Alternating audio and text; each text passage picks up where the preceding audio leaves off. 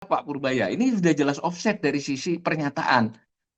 Saya mau menciptakan pertumbuhan 6-7%.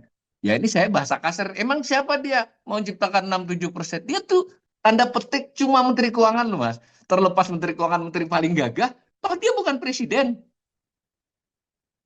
Ya tidak bisa Mas. Pertumbuhan ekonomi itu pertumbuhan barang dan jasa, bukan hanya si fiskal. Bagaimana perindustrian, bagaimana pertanian, bagaimana perdagangan, bagaimana sumber daya alam, kan begitu.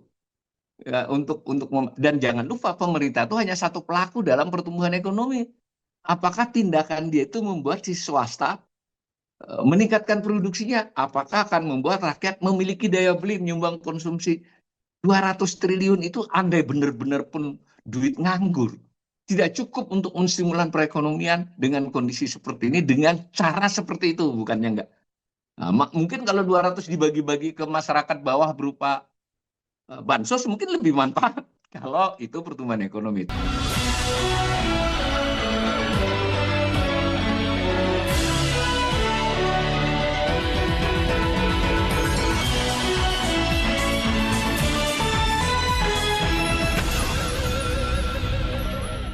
Halo, halo, apa kabar? Assalamualaikum warahmatullahi wabarakatuh. Senang sekali saya sebenarnya bisa kembali menjumpai Anda semua.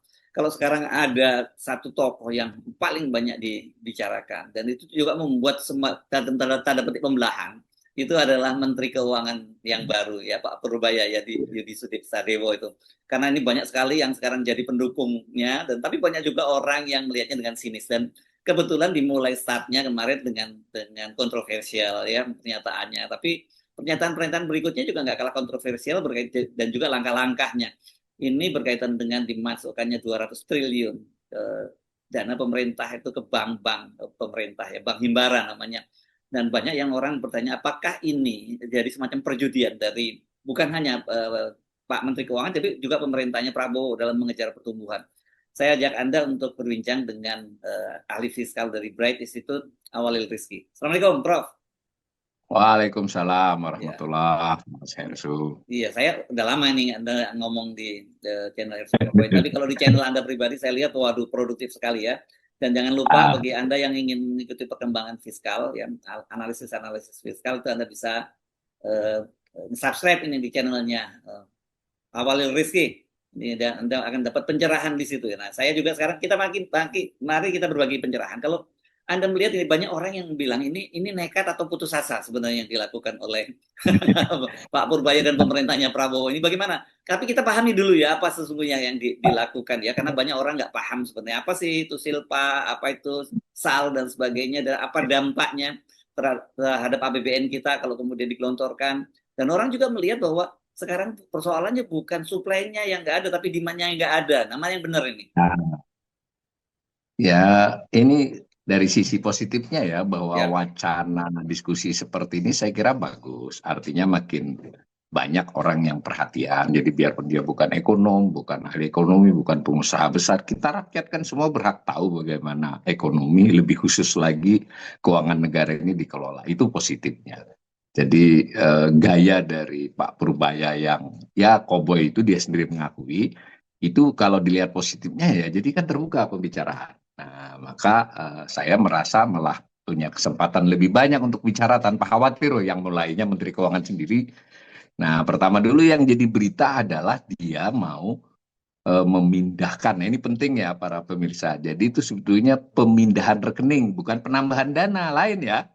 Jadi kalau dana ditambahkan dari sebelumnya nggak ada, dimasukkan ya di APBN atau di bank itu nggak ada namanya. Ini mindah. Jadi pemerintah itu punya uang di Bank Indonesia. Nanti jumlahnya kita bicarakan ya. Nah, yang menurut Purbaya, karena itu juga langsung loh dia sehari setelahnya, artinya kan mungkin belum sempat koordinasi secara rinci terhadap jajaran teknisnya. Tapi karena beliau adalah ketua LPS, tentu kan juga paham ya soal simpanan di bank. Nah, karena dia merasa kok ada simpanan duit pemerintah sangat banyak di Bank Indonesia. Nah, itu mau dipindah sebagian ke Bank Himbara. Mengapa? Karena di Bank Indonesia itu antara lain nganggur lah parkir, tidak berbunga, tidak sepenuhnya dipakai. Ini ya anu gambaran awalnya. Nah, nilainya tidak main-main menurut pernyataan dia 450 triliun. Nanti saya perlihatkan bahwa ya presisinya berapa. 450, maka dipindahlah 200 nih ke bank. Karena kalau di Bank Indonesia kan Bank Indonesia nggak boleh melayani masyarakat, nggak boleh. Dia hanya melayani bank, nggak bisa. Dia banknya bank. Dia bisa memberi kredit ke bank, tapi tidak bisa langsung. Dan dalam konteks memberi kredit ke bank pun dalam tanda petik, itu aturannya lebih kaku ya. Kebijakan moneter itu kan ada instrumennya. Kalau bank, asal ada proyek yang oke, proposal oke, mitigasi oke kan bisa dikucurkan. Itu dari sisi ini positif semua kan. Daripada duit nganggur di Bank Indonesia dipindah sebagian ke perbankan, Bank Himbara dalam hal ini Bank Himbara menjadi bisa menyalurkannya ke dalam bentuk kredit. Itu jalan pikirannya Pak eh, Menku ini.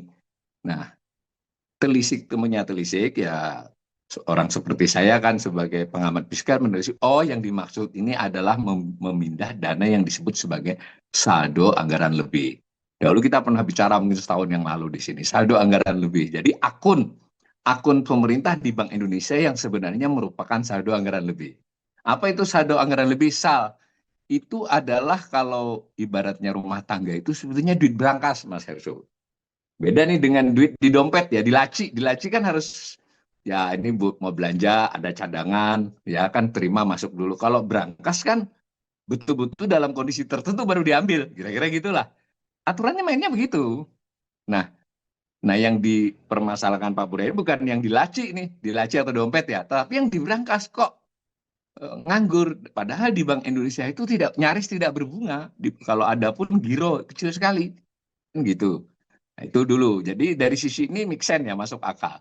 Tapi mari kita juga pahami duit berangkas itu kok bisa sebanyak itu. Nah, beliau katakan 450, angka tepatnya per 31 Desember 2024, 457 triliun, Mas. Ya, pembulatan bolehlah.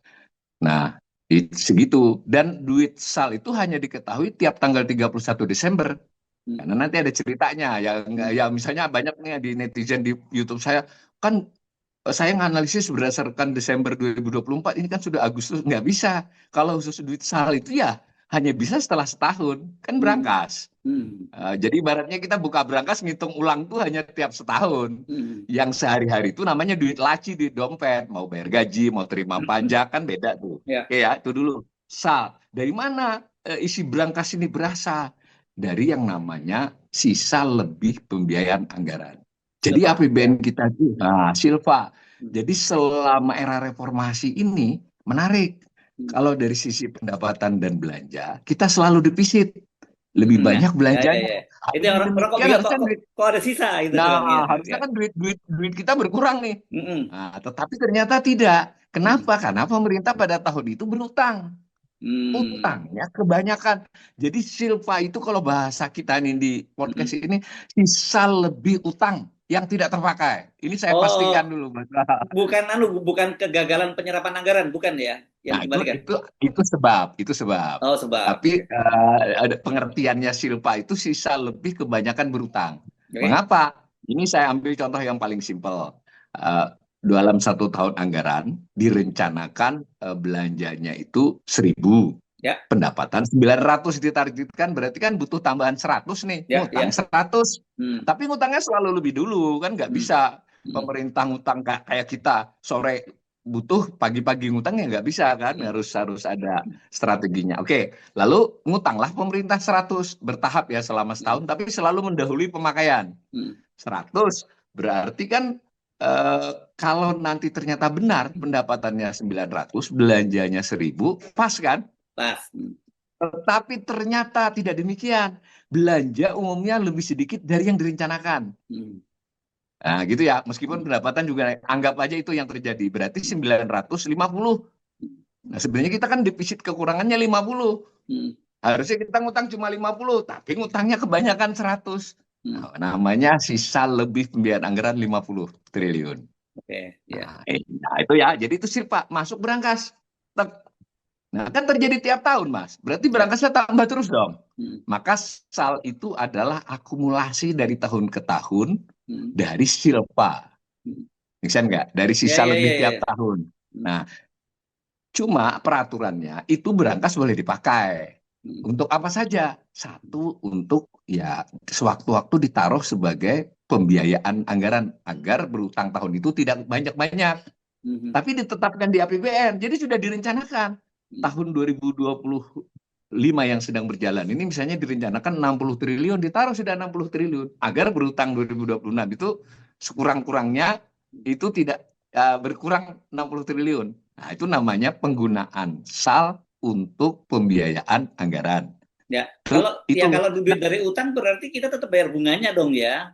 Tapi bayar, dan duit itu Mas. nganggur gitu di situ ya. Bayar duit itu nganggur. Nah ini juga nanti kita puji sedikit lah Pak. Ya. Pak Purbaya ini ada bagusnya dari sisi itu. Tapi kembali ke cerita semula, Hmm. seharusnya dalam pengelolaan yang APBN yang baik, itu kan ya kita wajar lah ya kelebihan ngutang sedikit. Oh namanya pemerintah kan harus berjaga-jaga. Tapi nggak meledak dong. Dan itu terbukti di era SBY. Tiap tahun itu sisa lebih anggaran itu tidak besar. Bahkan kalau pada tahun misalnya tahun 2008 gitu ya, kebanyakan silpanya di 2009-nya dianggarkan untuk dipakai supaya berangkas nggak besar, Oke. nggak penuh-penuh amat. Dan itu kalau digambar pakai grafik kelihatan bahwa silvanya di masa SBY. SBY itu tidak pernah besar. Antara lain juga karena ngutangnya juga lebih hati-hati, kemudian di berangkas sesekali dipakai, Mas. Nah, kan gitu. Nah, era Jokowi menggunakan strategi yang berbeda. Jadi Mbak Nggak besar Edi, itu berapa? Angkanya average-nya berapa? Nggak besar. nah pada rata-rata di era SBY kedua itu rata-ratanya di kisar 80 triliun, ada yang pernah 100. Oke, Jadi ya. 70-80 triliun kelebihan anggaran ya, Silva. Nah, pemakaiannya rata-rata 30-40, berarti kan berangkas hanya ketambahan 40-30 aja tiap Ya, ya. tahun nih. Ya, ya. Kalau di eranya Jokowi? Gitu. Nah, daerah Jokowi ini sejak 2015 itu sudah melompat, Mas. Jadi sudah mencapai angka hampir 190 berapa, terus naik sampai dan tiap tahun selalu silvanya membesar. Ingat, ini belum COVID loh ya. Ya, ya, ya, ya, Ini ya. belum COVID loh ya. Ini supaya karena beberapa tulisannya dikomentari nggak boleh gitu dong, karena kita pas COVID kan butuh utang berjaga-jaga, make sense ya. Butuh ngutang karena khawatir kalau tetapi sebelum COVID pun sebetulnya pemerintahan Jokowi sudah menggunakan strategi ngutang banyak-banyak. Habis nggak habis soal lain. Toh juga bisa disimpan di berangkas. Ya, ya, oke. Akibatnya Nah, berangkas di 2019. 2019 ya, akhir tahun itu sudah 212 triliun, Mas. Oke. 212 triliun pada saat itu APBN kurang dari 2.000. Ya, ya. Jadi kira-kira gitulah cara Ya, ya. ngelihatnya. Jadi orang Make nggak sense ya? salah dong kalau nyebut Sri Mulyani Ratu Utang gitu ya, nggak salah. Iya, tapi kalau saya sih lebih cenderung presidennya, Pak. Oh, Karena kan presidennya. Oke. Ya, oke. kalau Hmm. saya bukan membela Ibu Sri Mulyani. Dia Ya, Menteri Keuangan, itu penentunya nggak Menteri Keuangan. ya, Menteri oke. Keuangan Pertanyaan itu saya sekarang bendahara ini ya, aja. ya. Pertanyaan saya akan 457 ini warisan dari Jokowi juga dong ya? Iya, nah itu Ah. tadi waktu eh, Jokowi mengakhiri 2019 itu 212, Mas. 2020 dapat COVID. Alasan jadi ada. Wah, ngutangnya lebih gila-gilaan. Jadi yang belum sempat dievaluasi 5 tahun pertama itu nambah utangnya gila-gilaan. Akibatnya silpa di tahun 2020 itu mencapai sampai berapa ya? Sekitar 245 triliun, Mas. Kelebihan berutang 245 triliun 2020 loh, bukan sekarang. Pada saat APBN hanya di kisaran 2.000 triliun. Nggak sampai tahun COVID itu, kurang sedikit dari 2.000. Kelebihannya 245. Artinya pada tahun itu ngutangnya betul-betul diporsir.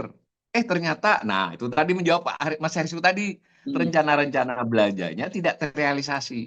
Tidak hanya belanja, Mas, ada Ya, rencana ya. investasi. Nah, itu bukan belanja ya. Rencana mau bangun ini bangun itu Nah, ini. tidak Kalau seluruhnya kalau terwujud. minjem istilahnya Pak Prabowo ini berarti ngutangnya gerasah gerusuh, katanya begitu ya. Nah, ya, Ya. kalau saya suka ugal-ugalan. Ini ugal-ugalan ya, Nah, gerasah gerusuh ugal-ugalan. Oke, lanjut.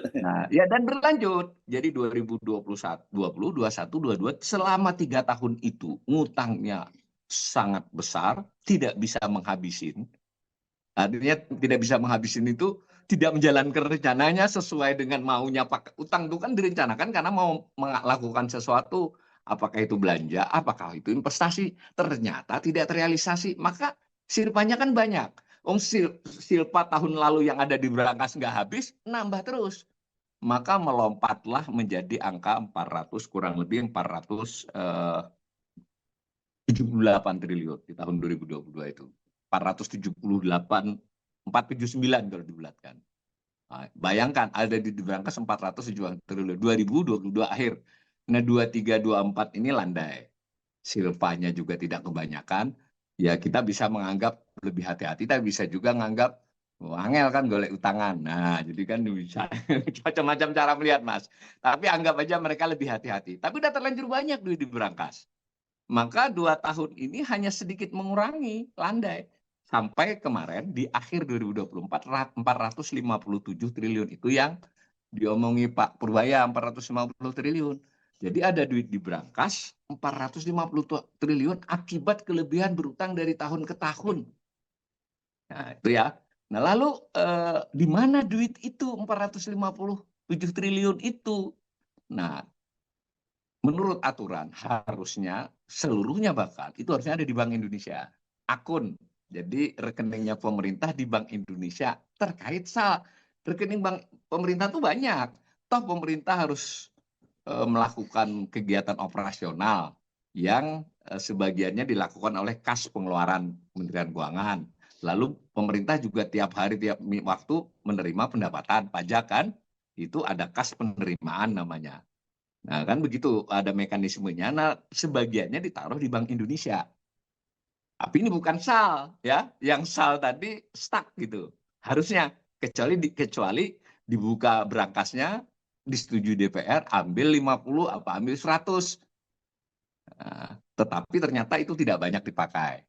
Nah, namanya penggunaan SAL untuk penerimaan pembiayaan. Nah, kembali ke soal lalu 457 tadi begitu, tetapi ternyata Menteri Keuangan ini, nah ini bolehlah ngerti Sri Mulyani.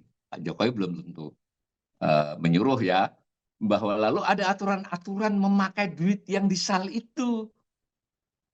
Nah, dibuat aturan antara lain begini, Mas. Ya itu bisa dipakai untuk kas temporer. Kas temporer itu maksudnya tidak melewati tahun anggaran. Ini kan di berangkas, oh ini gajian pegawai kurang dikit. Karena pendapatan pajak ada time kan, ada apa senjang waktu, maka dipakai. Atau ngutang pun kan ada waktunya, utang baru maksudnya. Akhirnya berangkat itu namanya keperluan kas temporer. Dibolehkan menurut peraturan Menteri Keuangan, asal tidak melewati 31 Desember. Karena di berangkas itu harus tidak boleh dipakai Itu kalau tidak kapan disetujui DPR. aturan itu dibuat oleh Sri Mulyani? Peraturan Menteri Keuangan yang boleh makai itu terakhir 2019. Oke, lanjut. Nah, tapi nanti disempurnakan terus, Mas. Tiap tahun, tiap beberapa tahun. 2019 yang terakhir. Ya. Nah, terakhir lagi 2023. Tapi hanya menjelaskan. Jadi itu dulu. Dan kemudian di tahun 2024, di akhir periode Pak Jokowi ini menambahkan aturan baru lagi. Tambahan aturannya itu antara lain berupa amandemen maupun tambahan peraturan ya. Di peraturan yang ada. Itu tambahannya adalah duit itu di barang kas tadi, SAL, boleh dipinjamkan, Mas. Jangka pendek. Dan tidak boleh melebihi 31 Desember. Dan itu yang dipakai oleh sekarang hari. ini ya, dipakai oleh Purbaya itu, gitu aturan itu. Nah, dasar hukumnya itu dia nggak perlu buat dasar hukum baru. Dipinjamkan loh ya. Berarti kan bukan dipakai. Ini penting buat pemirsa ya, bahwa yang namanya dipinjamkan itu ya tidak berarti dipakai habis gitu. Kemana boleh dipinjamkan, Mas? Ke BUMN. Ke badan lainnya. Badan lainnya itu ya bisa BPJS, bisa siapapun. Cash flow. Cash flow itu kan harus kas. Ada BUMN yang gede kan, dia kalau secara pembukuan aset lebih dari utang, kemudian ada catatan kas. Tapi kan kadang hitungan harian kan orang kaya juga bisa kesulitan. Nah itu boleh pinjam di Iya, iya.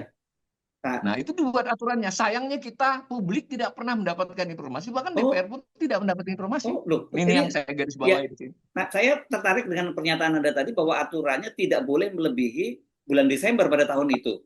Ya, Iya kan? kalau itu Mas, orang akuntansi gampang ngakali. Dilunasi tanggal 30, tanggal 2 dipinjam lagi kan bisa. Oh, gitu enggak.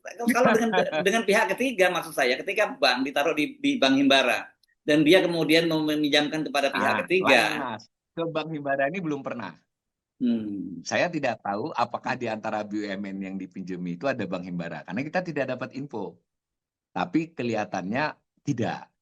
Yang dimaksud BUMN itu ya BUMN karya, BUMN macam-macam ya. Itu yang dulu. Apa Kan kan? sekarang yang pada eranya Yang Pak dulu. Purbaya, Nah, Himbara kan jelas kan? kalau dia karena dia, nah ini kan terkait dengan pernyataan sudah dilakukan. Kan semua aturan keuangan negara itu kalau yang hal-hal baru harus ada payung hukumnya. Kalau belum ada payung hukum PMK-nya, berarti pakai PMK ini dong. Nah, boleh berarti karena Iya, itu si pertanyaan Bank saya Himbara itu itu tadi. BUMN, makanya Iya, dia nggak bisa ke swasta karena nggak di aturannya itu nggak ada swasta iya. pihak lain itu. Jadi Ya, itu tapi kan persoalan gini, kalau sekarang baru digelontorkan, ini bulan September, dan aturan masih belum ada payung hukum yang baru, hanya ya bank itu tadi, kemudian untuk pembiayaan dalam waktu 3 bulan kan ya artinya, itu kan, menurut aturannya maksimal 3 bulan masih 90 hari. lah ya itu, makanya itu, Ya, itu bisnis seperti ya, apa gitu yang bisa seperti itu. silakan pemirsa sikapi ya. Jadi satu hal adalah bahwa yang dimaksud oleh Menteri memindah itu adalah memindah yang sebelumnya ada di rekening Bank Indonesia ke rekening perbankan. Jadi tidak merubah isi brankas. Kemudian berdasarkan aturan hukum yang ada sementara ini, kecuali yang dibuat baru, itu hanya boleh dipinjamkan. Ya mau disebut ditempatkan juga nggak soal. Tapi dipinjamkan sebenarnya kan. Kalau kata Purbaya ya kayak deposito biasa. Nah, tapi menurut PMK itu ada aturan mainnya, Mas. Si bank itu harus menjaminkan SBN yang dia punyai. Oh, Nah, kalau BUMN begitu, ini misalnya sebutlah Pertamina kesulitan cash flow 1 bulan. hmm, Cash flow pinjam hmm, dia memaksa ke pemerintah pusat, hmm, si Pertamina harus menjaminkan surat berharganya. Nah, ya, tidak ya, harus SBN ya, bisa surat obligasi. Nah, ya, saya ya. tidak tahu kalau ini mau. Nah, sayangnya itu masalah kita. Jangankan pengamat kayak saya, DPR saja tidak tahu kan siapa yang dipinjami. Maka ini saya sedikit menyimpang, mestinya dijelaskan dong, duit yang selama ini ada itu di brankas itu dipakai oleh untuk apa saja yang Hmm, sudah terjadilah. hmm, Kan ada peminjaman-peminjaman tadi. hmm. Nah, berarti kan sebetulnya di berangkas itu nggak benar-benar ada duit 457 Mas. Ini Ya, ini diskusi yang lain nih. hmm, Nggak benar-benar ada segitu. Ada pemakaian kok. hmm, Pemakaian temporer. hmm, Nah, dan tadi ketika Purbaya juga mengatakan akan menaruh di bank dengan bentuk deposit on call, ya kita sepadankan dengan memberi pinjaman kan. ya, dan Maksimal sewaktu-waktu bisa 90 ditarik hari. lagi tapi kalau on call Nah, itu artinya, ya 90 hari dan tidak boleh melewati tahun anggaran. ya. Itu dulu duduk soalnya. Nah, maka semua dampak positif yang diharapkan dari narasi yang diberikan Hmm, itu, tadi Mas Hersu saja yang bukan ekonom dan nangkap. Loh, hmm, kalau duit segitu disalurkan bagaimana? Ke hmm. sektor real apa? Kan begitu. Ya, ya, ya, ya, itu kan pikirnya kan begitu, waktu dengan waktu yang sangat Nah, pendek. ya, Ya. tapi di sisi lain kita juga harus melihat, Mas. Bank Hmm, ini kan mengelola duit banyak. hmm, Ya, mengelola duit banyak ya. Misalnya salah satu Bank Himbara yang gede-gede tiga itu kelolaannya bisa 1.000 triliun lebih nih. hmm. Lebih Mas. Nah, yang disalurkan kredit berapa? Maka kalau ketambahan ini dia menjadi longgar untuk yang lain. Ini juga kita pemirsa harus hati-hati ya. Betul nih Mas Hersu dengan saya ini bertransaksi. Mas Hersu misalnya ketua koperasi, saya pinjem 100 juta. Tapi perjanjian dengan koperasi yang diwakili oleh Mas Hersu 100 juta itu untuk buka usaha saya misalnya bakso ya. Itu. Nah, ini benar saya pakai, Mas. Bisa diawasi oleh sampean. Tapi ingat, dengan adanya duit itu yang rencana saya mau duit saya yang sebenarnya untuk bakso bisa saya pindah ke lain kan? Make sense enggak? Saya punya duit 1.000 kedambahan 1.200. Oke, 200 diawasi tapi yang 1.000 saya jadi longgar 200-nya kan? Itu juga. Jadi tidak ada bisa dibuktikan apakah duit itu akan menambah bank memberikan kredit. Ada caranya Mas, tapi harus nunggu waktu nanti. Makanya kita juga, saya sih terbuka aja sebagai ekonom. Berarti kan proporsinya bank untuk kredit itu selama 3 bulan harus meningkat. Jadi ini duit dia ngelola 1.000. Kalau selama ini dikreditkan 65%, jangan LDR ya. LDR itu anu Mas, duit masyarakat dibandingkan dengan yang kreditkan. Ini yang duit dia, mau duit dia sendiri, mau duit masyarakat, itu 60-an%, Mas. 65 lah sebut. Nah, kalau ternyata setelah ditambah 200 masih 65 juga, berarti dia geser dong. Oke, yang 200 dipakai kredit, tapi yang sebelumnya untuk kredit, dialokasikan dia ke SBN. Enggak. Terus Sama aja. iki pinjol kan nenggo akal-akalan tok gitu loh. Iya, Sama dengan yang sama aja saya dong. bilang tadi, Ya, tidak boleh melewati 31 Desember. Lah saya lunasi nih. ya, ya, ya, Tanggal 30, tanggal 2 ya, saya pinjam lagi. ya, ya, Namanya ya, sebrakan Mas itu. Nggak, iya, iya, iya, iya. artinya ini artinya di luar ini semua. Hmm, Narasi ini menurut saya jelas berlebihan. Maka hmm. kita harus ngelihat benar nggak perbankan itu dengan adanya khusus Bank Himbara ya, dengan kesuntikan ini porsi kreditnya meningkat. Itu Itu dia. kan? Ya Jangan menarik lihatnya itu. 200 Iya, ya, triliunnya dong, jangan ya, lihat hanya 200-nya. ya. Gitu Mas Ya, kira-kira. dan Itu Bang Mas Himbara itu kan, yang Bang Himbara kan nggak mungkin nolak, makanya pernyataan mereka semua wah ini positif positif, Pak. Padahal sebenarnya dengan ya, cara begitu mereka bisa bermain sebenarnya kan gitu ya. bermain. Ya, Nah, lagi tapi juga kita harus menghitung dari sisi Bank Himbara kan dia biaya Mas. Ini mm-mm. nggak gratis. Nggak gratis empat 4% persen ya. Ya. Sebetulnya nggak ada istilah 4%. 80% dari BI rate. Oh, Nah, karena 80% birit dari dari itu. 5 maka 4. Ya kalau Ya, nanti ya, biritnya naik, naik juga. Kurang ya, lebih ya, begitu. ya, ya, ya, ya, Oke oke. ya, tapi dapatlah 4% dia bayar. Mm, Berarti kan pemerintah dapat keuntungan bunga mm, dibandingkan dia tetap di rekening Bank yes. Indonesia. Mm, Tapi itu kan duit berapa? mm. 4% dari 200, 200 T ya. ya toh, 8 triliun. Tapi toh tadi kan tidak selalu sepanjang waktu. Mm, Berarti hanya ketambahan 5-6 triliun penerimaan. Nah, Mas Heru sudah diingatin. Loh, mm, duit itu kan berbunga itu. Ya, iya Bunganya Bu. dia rata-rata 6. Mm. Sebenarnya rugi kan tetap Iya, tetap pemerintah. rugi pemerintah. Dia Tapi rugi kan bukan itu kalau kan yang sebenarnya maksud oleh Pak nah, Purbaya, bukan. memacu Tapi pertumbuhan ini ekonomi penting kan. juga dipahami. Hmm. Penting juga dipahami, Mas. Kalau Hmm. saya jadi Menteri Keuangan, mengapa saya tidak pakai 200 itu untuk melunasi atau melunasi sebagian utang supaya bunganya Ah, nggak gede. oke. Sekurang-kurangnya begini, tahun ini rencananya nambah utang 800 dengan adanya 200, saya ngutangnya jadi 600 saja. Itu Hmm. akan lebih menguntungkan secara uang. Uang, tapi kan pertumbuhan ekonomi yang di Secara uang, tapi ya. nggak bombastis, Mas. Nah, Hmm. itu kebijakan apa kan susah diumumkan. Hmm. Ya kalau saya mau nyinyir begitulah, tapi saya sulit untuk tidak nyinyir. Ini kan Oke. permainan akuntansi. Ya. Dari mana duit 200 triliun itu bisa menggerakkan perekonomian? Hmm. Nah, itu dia. Kecuali si bank itu benar-benar dari 65 menjadi 60 menjadi 70%. Hmm. Dia betul-betul menyalurkan, tidak mengganggu alokasinya yang selama Ya, ya. ini. Ya, ya, ya. Nah, Nah, itu tantangannya bukanlah soal duit. hmm. Tantangannya sektor real. Betul, betul, betul. Mereka itu selama ini hati-hati menyalurkan kredit itu adalah karena perhitungan risiko. Nah, ya, Ya kan? lebih aman Jadi, beli surat utang berharga negara ya gitu ya. nah, jadi kita nggak bisa melihat pertumbuhan kredit yang melandai, melandai Mas sudah. Hmm. Jadi tetap tumbuh tapi melandai itu bukan semata-mata karena si bank enggan. Hmm. Nah, Ya. tetapi karena dia memperhitungkan risiko. Lah kalau dia pun ketambahan duit, risikonya kan tetap kecuali sektor realnya berubah. Jadi Hmm. majabnya Pak Menteri Keuangan ini kira-kira eh, barang mengikuti uang, produksi mengikuti uang. Kalau ada uang di sana, Hmm. produksi akan berjalan. Hmm. Itu Ya, ya. majabnya. Hmm. Nah, ya itu bisa benar, bisa salah, case by case sebenarnya. Untuk kasus sekarang ini kondisi ekonomi Indonesia, saya tidak setuju dengan itu. Hmm. Benar-benar sektor realnya dilihat.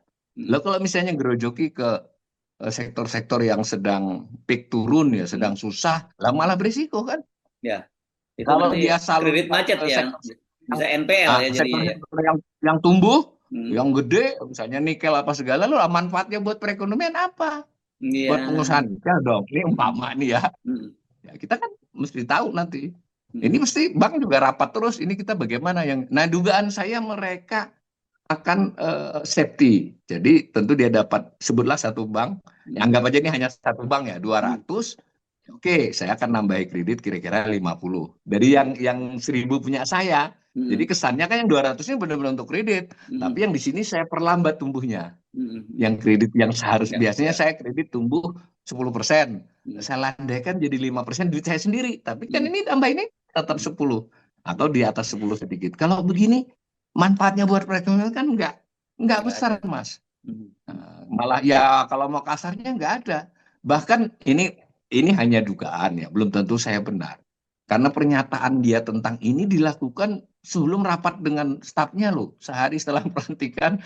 Nah, baru sekarang ada stafnya yang ngomong bahwa itu deposit on call. Jadi penjelasannya pelan-pelan nih. Nah, Ya. kan pertama saya sedikit khawatir apakah Pak Purba ini tahu persis duit 457 itu benar-benar ada di Brakas atau sebagiannya sedang dipakai Nah, itu temporer. lain Nah, lagi kan urusan, lain cerita lagi karena tuh. belum belum koordinasi. Nah, menurut saya itu kemudian diketahui beliau ketika koordinasi. Meskipun dia sebagai ekonom LPS, ekonom ekonom senior lah, dia punya punya dugaan terhadap kondisi. Tapi kan soal catatan keuangan itu bukan soal pintar nggak pintar, mas catatannya apa? Kan harus panggil panggil jajarannya.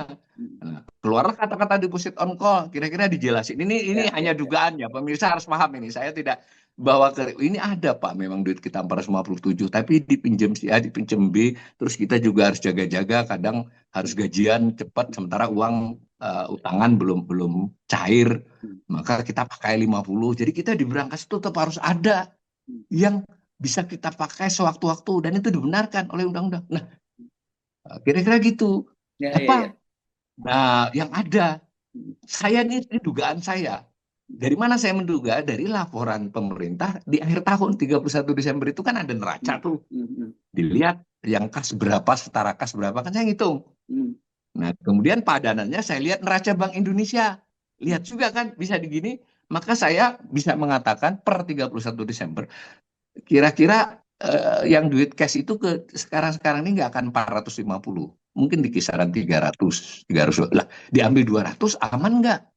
Ya aman Pak kalau saat ini. Tapi kalau sewaktu-waktu ada yang agak mendesak, ada mismatch. Jadi yang harusnya pajak masuk tertunda seminggu 2 minggu, atau utang yang sudah lelang tapi masih perlu penyelesaian transaksi atau lelangnya tertunda, kita harus aman.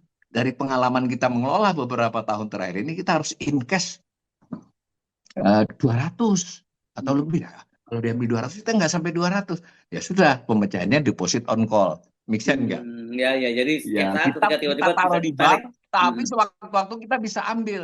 Nah, Hmm. dari sisi bank, dengan ditempatkan deposit on call, itu menjadi persoalan tersendiri untuk dia mengelola Iya, iya. portofolionya. Jadi Dia harus beban dong itu hati-hati ya. dong. Hmm. Ya hati-hati dalam jangka Beban ketika dia resiko yang harus ditaruh, dia dia hitung ya itu memperbaiki. ya. Ya. Ya, dia memperbaiki. Harus diakui, ditaruh itu tetap memperbaiki tadi kan. Sekurang-kurangnya kalau dia bisa main mengatur-ngatur gitu, tetap Ya, untung si bank. ya. Tetapi dia juga harus memperhitungkan risikonya bahwa ini sewaktu-waktu ditarik. Jadi dengan demikian tentu meskipun itu deposit on call, karena ini adalah entitas besar ya, banknya bank besar, pemerintah, tentu ada komunikasi. Nggak Ya. mungkin kayak kita tiba-tiba Mas Hersu datang ke kasir yang lain, enggak lah. Tentu kita paham entitas bank besar dengan pemerintah itu tentu memiliki komunikasi ya. Jadi tidak mungkin diambil tiba-tiba kayak Mas Hersu dari depan bank, saya mau narik, enggak. Tetapi bagaimanapun bank harus menciptakan SOP-nya kan Ya. terhadap dana ini dan itu memerlukan perhitungan dan jangan lupa ini ada biayanya cost of fund 4%. Nah 4% itu rendah nggak? Ya lebih rendah dari rata-ratanya. Rata-rata bank itu 5 ke 6, 5,5 lah saya ambil konservatif. 4 kan berarti lebih murah. Tapi jangan lupa kalau itu tabungan giro kan lebih rendah lagi. Yang 5 6 itu kan deposito. Ini rata-rata yang 5. Jadi tidak rendah-rendah amat juga sebetulnya 4 itu kan. Deposit on call orang lainnya di 5,5. Tetap biaya kan. Jadi kalau dia tidak bisa dipakai secara efektif, dan yang efektif ya jelas SBN Mas. Kan gitu. Tapi nggak boleh pakai ini untuk SBN. Oh ya gampang kan. Kan saya punya duit 1.000. Gara-gara ini saya bisa kredit, yang ini saya pakai untuk SBN sebagiannya. Jadi menurut saya ini tidak strategis, tidak mungkin duit 200 triliun. Itu secara teoritis akan menggerakkan perekonomian. Apalagi kalau kemudian diwajibkan ke Kopdes Merah Putih. Sudah ada tuh 16 triliunnya kan, atau nanti perumahan rakyat. Nah, Prof. Awalil, ini jujur saja ya, sekarang ini yang jadi pertanyaan banyak orang kan ya. Kalau tadi clear Anda menjelaskan soal itu. Saya sendiri posisi saya nggak mau nyinyir, saya open mind begitu ya. Saya Ya, ingin tentu ya saja betul. apa yang dilakukan oleh Pak Purbaya ini sukses. Tapi saya jujur saya juga membaca-baca banyak hal, itu komentar-komentar dari para ekonom yang justru bertanya-tanya soal ini. Risikonya seperti apa? Karena bukan berarti tidak ada Ya, risiko gitu ya. Dan kemudian Ya. kan sederhana Pak Purbaya, itu kalau buat orang awam gampang dipahami. Dulu mesinnya satu mati, sekarang mesinnya dua Ya. dihidupkan gitu. Yang dia Ya. dihidupkan itu justru sektor yang lebih besar, sektor masyarakat. Make sense buat saya. Tapi kenapa kok banyak Hmm. banyak Pak ekonom yang Ya. yang khawatir, terutama kesiapan dari sisi bank dan juga dari sisi tentu saja supply and demand-nya tadi. Iya, betul. Betul sekali. Jadi sebetulnya netizen, karena memang kita harus berterima kasih Ya. juga ini menimbulkan diskusi ya. Ya, ya. Sebagian dari pandangan netizen itu menurut saya pas. Tapi ingat, ekonomi itu kan begini. Kebijakan ekonomi itu pasti ada plus minusnya. Yes. Kemudian terhadap kemungkinan yang terjadi, namanya juga prediksi, proyeksi. Orang bisa berbeda. Yang Hmm. satu majab saja bisa berbeda. Hmm. Apalagi yang dari awal cara pandangnya, paradigmanya beda kan. Nah, Hmm. maka misal dari cerita ini tadi bahwa ini duit 200 triliun di Bank Indonesia yang parkir Hmm. dibawa ke perbankan, perbankan Ya. akan Hmm. menyalurkan ke sektor real, Hmm. berarti kan dia menjadi apa ya, menciptakan pertumbuhan ekonomi, atau bahasa sederhananya produksi bisa bergulir karena ada biaya Iya. baru kan, darah Hmm. baru lah. Ya, Nah, ya, ya. maka di situ tadi sudah saya jelaskan sumber duit 200 triliun. Itu sebetulnya juga tidak seenteng yang dijelaskan. Kira-kira gitu kan? Ya. Ini perlu ada komplikasi. Nah, sekarang Hmm. dari yang sisi sebelahnya, kalau kemudian Bank Himbara menerima duit 200 triliun, anggap aja ini hanya satu bank ya, sebenarnya kan beberapa. Itu tadi sudah saya katakan, dia harus buat SOP. Tidak mungkin menurut saya dia full 200. Secara duit full 200, tapi dia mengurangi porsi yang sebelumnya kan, Ya, ya, ya. sehingga tidak masuk akal ya.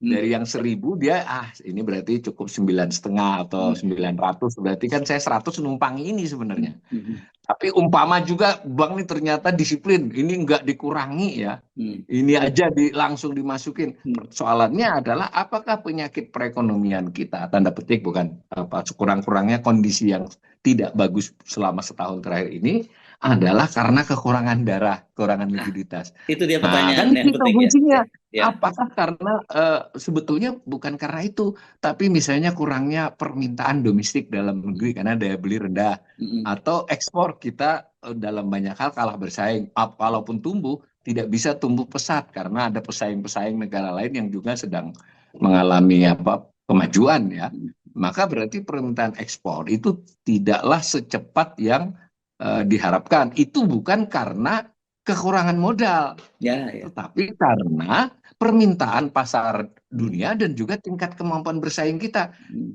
Dilihat kita ekspor surplus, tapi jangan lupa surplus kita itu dikontribusi oleh minyak sawit, dikontribusi oleh nikel, batu bara. Artinya tidaklah hal-hal itu sejauh ini saya tidak pernah mengalami. Tidak mungkin batu bara, nikel yang gede-gede itu kesulitan Hmm. eh, mencari pembiayaan, Mas. Hmm. Enggak.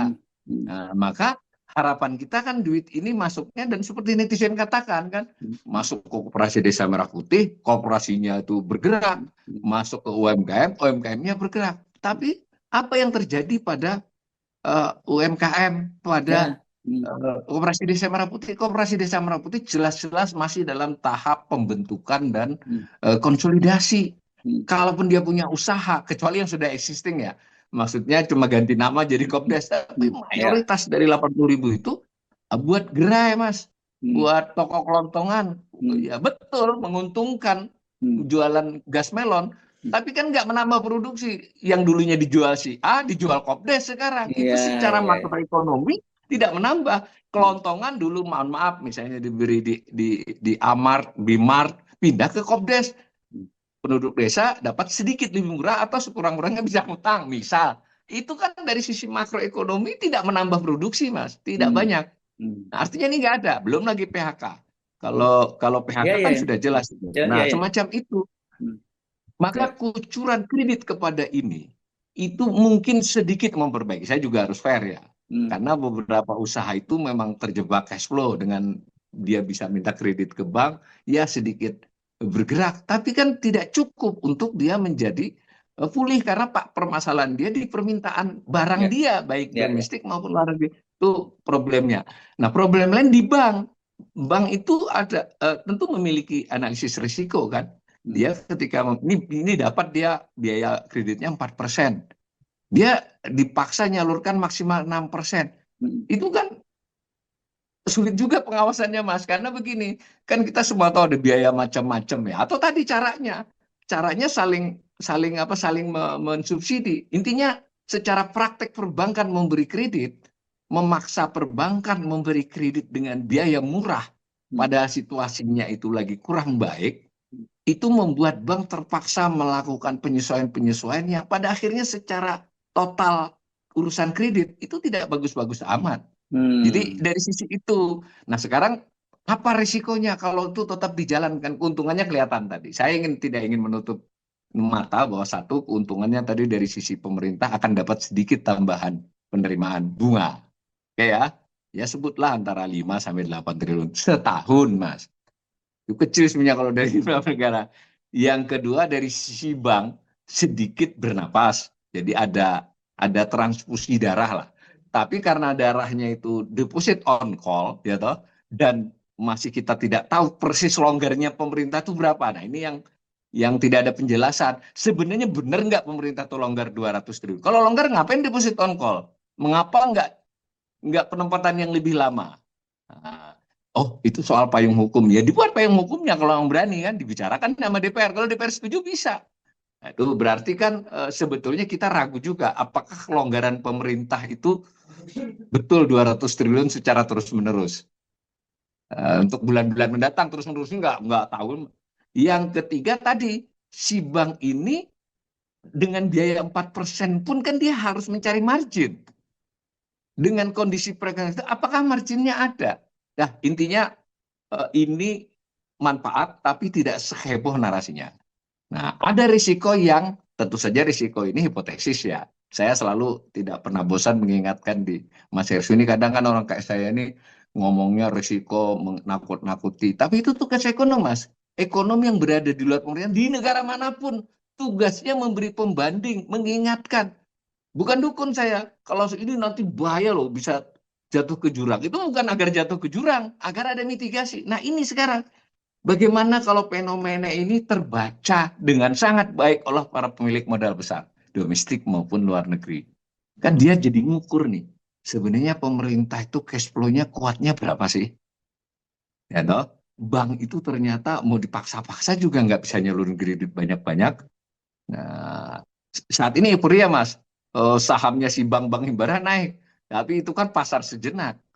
Nah, malah justru bisa ada yang profit taking nanti kan pada saat dia jatuh naik lagi. Jadi saya khawatir perilaku pemilik modal besar membaca situasi ini, dia akan melakukan tindak-tindakan profit taking yang bisa membahayakan perekonomian. Ini lebih serius daripada manfaat dan maupun kelemahan yang kita bicarakan tadi. Dan jangan lupa mereka ini kan namanya spekulasi itu ya, bahwa terlihat nih misal Pak Purbaya ini sudah jelas offset dari sisi pernyataan saya mau menciptakan pertumbuhan 6-7%. Ya ini saya bahasa kasar. Emang siapa dia mau menciptakan 6-7%? Dia tuh tanda petik cuma Menteri Keuangan loh Mas. Terlepas Menteri Keuangan menteri paling gagah, toh dia bukan presiden. Ya tidak bisa Mas. Pertumbuhan ekonomi itu pertumbuhan barang dan jasa, bukan hanya si fiskal. Bagaimana perindustrian, bagaimana pertanian, bagaimana perdagangan, bagaimana sumber daya alam. Kan begitu. Ya, dan jangan lupa pemerintah itu hanya satu pelaku dalam pertumbuhan ekonomi. Apakah tindakan dia itu membuat si swasta meningkatkan produksinya? Apakah akan membuat rakyat memiliki daya beli menyumbang konsumsi? 200 triliun itu andai benar-benar pun duit nganggur. Tidak cukup untuk menstimulan perekonomian dengan kondisi seperti ini, dengan cara seperti itu, bukannya enggak. Nah, mungkin kalau 200 dibagi-bagi ke masyarakat bawah berupa bansos mungkin lebih manfaat kalau itu pertumbuhan ekonomi. Tapi saya tadi punya opsi lain, nanti saya jelaskan opsi saya. Ini untuk melihat bahwa risikonya di mana. Dengan makin terbuka, ya plusnya ya, Pak Purbaya terbuka menyampaikan sesuatu, tapi dia offset, dia siapa? Kok dia memastikan? Itu harus urusannya Pak Prabowo mau 8%. Nah, itu pun harus deliver kepada berbagai pembantunya. Yang kedua dia ngomong selama ini kebijakan moneter dan fiskal salah. Mas silakan dicari di googling. Loh, ini Menteri Keuangan ngapain ngatur Bank Indonesia? Bank Indonesia itu badan hukum yang independen, Mas. Setaranya bukan Menkyu, presiden. Jadi peraturan perundang-undangannya itu undang-undang, perpres, peraturan peraturan pemerintah, perpres urutannya kan begitu sampai PMK. Bank Indonesia itu nggak ngikuti itu. Bank Indonesia itu undang-undang, peraturan Bank Indonesia, lalu ada surat peraturan-peraturan di bawahnya bahwa Kayak dia kayak mau. presiden dong ya. Iya kayak jadi ini itu di sisi itu ya. Terlepas Hmm. ini ucapan koboi ya. Hmm. Tetapi kan atas dasar apa kira-kira keberanian itu tidak akan bisa deliver sekuat apapun Menteri Keuangan. Emang ini contoh sederhana aja. Ketika longgar fiskalnya, melonggar akibat dia bertindak macam-macam ini, emang berani mengurangi beli alutsista? Gampangannya gitu loh kalau buat saya. Ya, nggak begitu. Artinya ini adalah kebijakan pemerintah, nggak bisa hanya Menteri Keuangan. Nah, tadi yang moneter, kita tadi belum bahas, Mas. Ini duit kan dipindah. Bank Indonesia tuh entitas loh, Mas. Ya. Entitas. Nah, kalau dia dipindah, dia berkurang dong duit cashnya 200 triliun. Apa yang terjadi pada Bank Indonesia? Harus dipikirin juga. Oh, dia kan bank sentral cuma diambil segitu. Nanti dulu. Bank sentral tuh punya cara untuk menatap portofolionya, Mas. Dia kan harus membalanskan itu antara aset dengan kewajibannya, lalu juga penghasilannya, pengeluarannya. Nah, sebenarnya duit pemerintah itu nggak hanya SAL. Tadi ada duit day per day pemerintah yang juga untuk keperluan cash flow ada juga. Tapi jangan lupa Bank Indonesia juga punya tagihan, Mas. Jadi pemerintah itu juga punya utang jangka pendek nih, nggak bisa dikatakan begitu. 60 triliun, Mas, 59 triliun per Desember. Jadi berarti kan harus di offset dulu nih bahwa yang tadi 407 duit gue juga ada di situ. Nah, gitu loh. Tapi ini duit cash flow. Dan yang lebih penting, nah ini yang paling penting. Bank Indonesia ini selama ini sudah memberi utang pemerintah sangat besar, paling besar dari semua pemberi utang. Jadi pemberi utang terbesar kepada pemerintah itu bukan asing, bukan bank-bank, bukan apalagi ibu-ibu yang beli retail. Yang paling besar itu adalah Bank Indonesia. Yang bisa dia perjualbelikan sekitar 1.650 triliun, tambah lain-lain, dia pegang kurang lebih 2.000 triliun, Mas, punyanya pemerintah. Nah, dia, kalau ya tanda petik nih, kalau nanti ego sektoral muncul, lo narik duit 200, gue jual aja nih. Gue nggak pegang lagi 200 juga. Umpama nih, 200, jadi yang surat berharga aku 200 triliun, ya kalau pas saja aku kan butuh cash flow. Apa yang terjadi? Jadi kayak mengeliminasi kan? Mungkin tidak langsung seketika ini, tapi terbaca nih oleh para pemilik modal. Ini tidak ada koordinasi yang oke antara Menteri Keuangan dengan Bank Indonesia.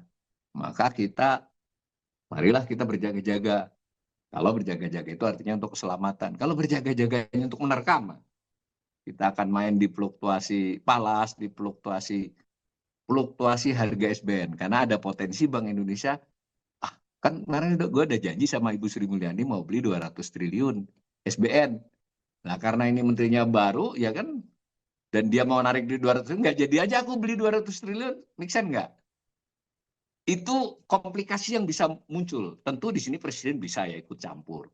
Ada forumnya juga, forum KSSK, Forum Stabilitas Sistem Keuangan. Nah, itu oke. Tapi kan artinya mesti akan terjadi titik temu ya. Artinya tidak akan mengurangi dampak besar yang diinginkan tadi. Maka saya singkat cerita, menurut saya gebrakan Pak Purbaya ini bukan, ya tidak terlalu hebat lah. Ini kebijakan biasa saja yang mungkin sedikit menguntungkan tapi juga bisa merugikan, dan kalau salah-salah kelola komunikasi publiknya akan membangunkan para macan-macan dan singa-singa yang siap menerkam mengambil keuntungan dari volatilitas sektor keuangan di Indonesia gitu, Mas. Oke. Jadi Wah, intinya saya tidak setuju. Saya sangat tidak setuju dengan kebijakan ini kalau yang mau ditanyai ya. Mas Syarsul. Karena bagaimanapun juga sebagai orang yang awam gitu, apa yang Ya, disampaikan oleh Pak Purbaya itu make sense. Tapi mungkin di satu sisi ya, ada juga harapan orang yang membuncah gitu loh ya, karena kok hidup kok ya, begini-begini saja ini mumpung ada pemerintah ya, yang ada pejabat yang mau ngomong terbuka dan memberi harapan, orang ya. terbuai Nah, oleh narasinya Pak Purbaya ini gitu loh. Termasuk saya ya, juga, makanya saya ya, ya bersikap kalau mudah-mudahan berlanjut lah. ya, kalau saya Mudah-mudahan kan selalu berlanjut dalam ya arti ya komunikasi beliau mudah-mudahan berlanjut. Itu saya yes setuju. ya. Baguslah. Ya, saya kan selalu mensisakan ruang skeptisisme, tidak pernah saya memberikan Iya, ruang ya. Jadi iya. tetap memberikan harapan tentu saja, tapi mendengar penjelasan Anda jadi lemes juga kan gitu. Nah, pertanyaan saya sekarang, Ya. apa yang bisa dimanfaatkan dari keterbukaannya Pak Purbaya dan kebijakan pemerintah ini yang bisa kemudian bisa menaikkan ekonomi kita ini, Ya. pertumbuhannya? Tadi mumpung beliau sudah memulai bahwa ada duit nganggur, Ya. bahwa komunikasi pemerintah lebih jelas. Hmm. Sebenarnya pemerintah ini kesulitan uang nggak gitu loh. Tentu dengan bahasa halus ya, jangan, wah duit kita banyak, ternyata nggak punya. Nah, artinya tidak usah nunggu setahun. Dan yang penting kalau itu memang di publik itu lebih terbatas, di rapat DPR. Tapi rapat DPR boleh diliput oleh media. Kita kan harus dengar itu, Mas. Kita harus dengar beneran nggak ditayang gitu bahwa ada duit 450 triliun nganggur. Ini silahkan pemirsa. Saya tidak percaya ada itu di Bank Indonesia. Duit nganggur tidak sebesar itu. Catatannya ada, tapi nanti catatannya bisa kita kritisi. Yang kedua, kalau dia memang mau dibagi-bagi, ya toh, nanti harus ada evaluasi, Mas. Ya ini kan sudah berjalan, kita kan cuma teriak-teriak, ya kan tetap jalan dia. Kalau setelah berjalan 3 bulan, 90 hari, ada nggak pengaruhnya terhadap bank-bank yang dikasih itu peningkatan Ah, kreditnya? hmm. Jangan si yang dikasihnya, ini dikasih 200, yang 50, ada yang 100. Jangan itunya saja, totalinya itu ada nggak? Kalau nggak kan ya tadi saya ceritakan. Oke, yang 200-nya saya pakai untuk kredit. Tapi toh dengan ada duit itu saya yang duit lainnya bisa saya geser sedikit dong. Hmm. Kan itu perlu angka Ya, ya, persentase, angka ya. analisis. Ungkapkan ke DPR, ungkapkan kita ke publik. Nah, yang ketiga tadi, apakah omongan Pak Menteri Keuangan ini disambut oleh sektor-sektor lain, kementerian sektoral gitu loh. Badan Pangan Nasional, Kementerian Pertanian, Bulog, bahkan toh bersuara juga lah untuk mengikuti dirijen ini. Kalau memang ini dianggap dirijen untuk kebijakan yang lebih ini, lebih mendorong. Jadi mungkin saya bisa memahami ya, netizen ini menteri sebelumnya ributnya soal pajak aja mau nariki. Kan gitu. Tiba-tiba menteri baru mau ngasih. Tapi kita perlu ingat semua loh ya, duit yang dikasih itu duit utangan. Jadi ya Ah, lumayan lah ya. ya, ya, ya, Dan tapi yang ya. penting, apakah duit segitu akan membuat di depan ibu bapak saudara-saudara tidak ditariki lebih banyak lagi? Kan itu juga Ya, kita ya, belum dengar ya, kebijakan ya. beliau tentang pajak seperti apa, Hmm. kebijakan belanjanya seperti apa, Mas? Kalau kebijakan belanjanya terus terang saja lebih masih kepada program-program prioritas yang belum memenuhi syarat kajian teknokratis.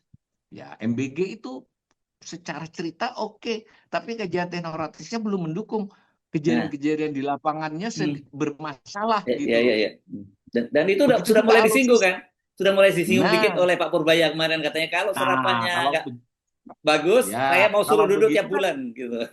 kalau begitu kita dengar Hmm. apakah BGN ini, dan yang lebih penting disinilah kesempatan DPR berperan lebih baik, ya enggak? Kan panggil Yes. semua Hmm. mereka, Ya, suruh ya. ngomong. Kalau saya nih, mudah-mudahan Hmm. saya nggak menggurui ya, Hmm. kan DPR bisa pinjam tangan publik, Ya. sidang terbuka, diliput Hmm. wartawan. Nah, Hmm. kita bisa ulas kan, bisa Hmm. begitu. Mungkin Hmm. anggota DPR nggak usah kenceng, cuma nanya aja.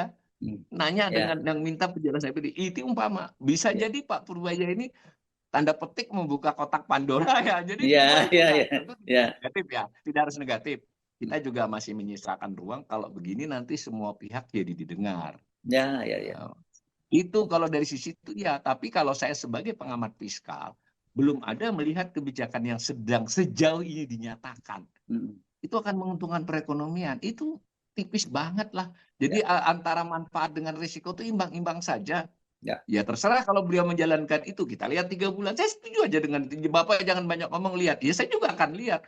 Tapi kan saya ekonom. Kalau nggak ngomong kerjaan saya apa? Tanda petik ya. Bukan kerjaan dalam arti duit. Ini Iya. kan kewajiban moral. Yes. Ya kalau Oke. ada orang bepergian gitu, saya bilang hati-hati ya, di sana ada ini ada. Bukan saya cegah dia pergi, Hmm. tapi dia kan memberitahu di situ ada Ya, harimau, sebelah sana ada jurang kan. Itu ya, yang kita mau ya, sebagai ekonom. ya, ya. Jadi mari kita lihat 3 bulan, benarkah Hmm. bank tersebut setelah dikucuri 90 hari Hmm. mengalami perubahan kinerja. Itu yang Ya, lebih penting, jangan ya, duit ya, ya, 200-nya saja. ya. Dan Oke, yang baik. penting lagi, Ya. perekonomiannya bagaimana? Kan Hmm. begitu, adakah Hmm. gerak di perekonomiannya? Ya. Baik, Tuh. Prof. Awalil, Tapi begini, dari posisi sebagai rakyat Indonesia, saya berharap peringatan Anda Ya, kali ini salah, gitu ya. ya. Sama Mas, saya kan dari dulu juga bilang, saya itu kalau meramal yang buruk-buruk berharap salah. Ya, Tapi kayaknya Mas Ersa harus mengakui perbincangan kita 1-2 tahun yang lalu pelan-pelan kan jadi nah itu berubah. dia. Saya Saya agak ingin ngeri sekali juga ini, saya. saya Ya, ingin sekali ini kita berharap kita Anda salah. salah ya. Mudah-mudahan Oke. Purbaya ini, saya setuju Mas, biar saya tutup juga.